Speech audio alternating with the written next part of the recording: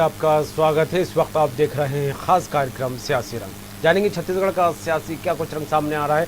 छत्तीसगढ़ के मुख्यमंत्री भूपेश बघेल ने गौरेला पेंड्रा मरवाही जिले को 332 करोड़ के विकास कार्यों की सौगात दी।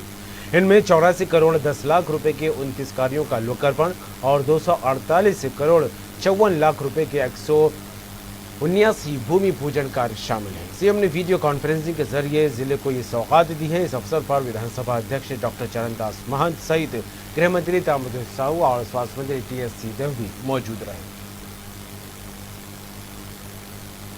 जिस प्रकार से यहाँ निर्माण और विकास कार्यों के लिए स्वीकृति छत्तीसगढ़ शासन से यहाँ की जनता के लिए, यहाँ के कामों के लिए मिली है, तो मैं तो इस क्षेत्र की जनता को बधाई देता हूँ। इतनी तेजी के साथ यह डेवलपमेंट हो रहा है। आप लोगों ने इस चीज को देखा होगा और जो माननीय मुख्यमंत्री जी ने आप लोगों को जानकारी दी अभी कि जिले का निर्माण कब हुआ, कितनी पुरानी मांग थी, तो इन सब चीजों को देखते हुए जो कोई भी जब नया जिला बनता है तो उसको विकसित होने में वर्षों लगते हैं।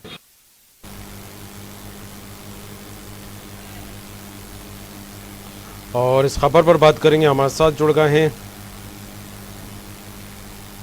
अभिषेक गुप्ता, संवाददाता है पेंड्रा से। अभिषेक, छत्तीसगढ़ में मरवाही में उपचुनाव होने और ऐसे में लगातार सरकार की तरफ से सौगातों का पिटारा खुलता दिखाई दे रहा है और आज भी 84 करोड़ से ज्यादा, या यूं कहा जाए कि बाद एक कई भूमि पूजन और लोकार्पण कार्यक्रमों को लेकर एक बड़ी सौगात सरकार की तरफ से मिली है। क्या कहें इसे लेकर?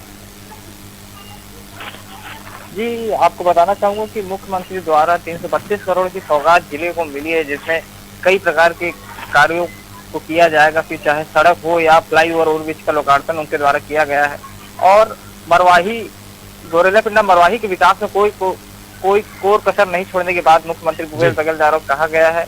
और वही मीडिया के द्वारा कुछ सवाल बघेल जी से पूछा गया था, तो जिसमें एक सवाल पूछा गया था कि जनता कांग्रेस का विलय क्या कांग्रेस में होगा, तो उसमें उन्होंने सीधा से ना ही कर दिया है कि कोई विलय होने की संभावना ही नहीं व्यक्त होती, ना उनके तरफ से कोई पहल हुई है और हमारे तरफ से तो पहल होगी ही नहीं।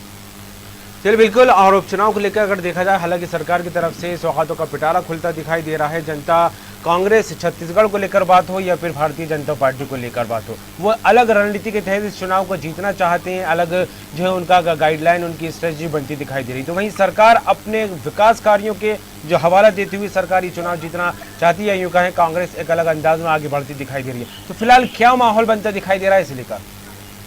जी, माहौल की बात करेंगे तो तीनों पार्टी ही सक्रिय मैदान दिख रही है कि जो प्रभारी, जैसे अब कल कांग्रेस के जो प्रदेश अध्यक्ष मोहन मरकाम हो, वो 3 दिवसीय दौरे पे आएंगे, जहां वो बूथ सेक्टर और प्रभारियों की चयन करेंगे और उनका निरीक्षण करेंगे कौन सही रहेगा, क्या गलत रहेगा।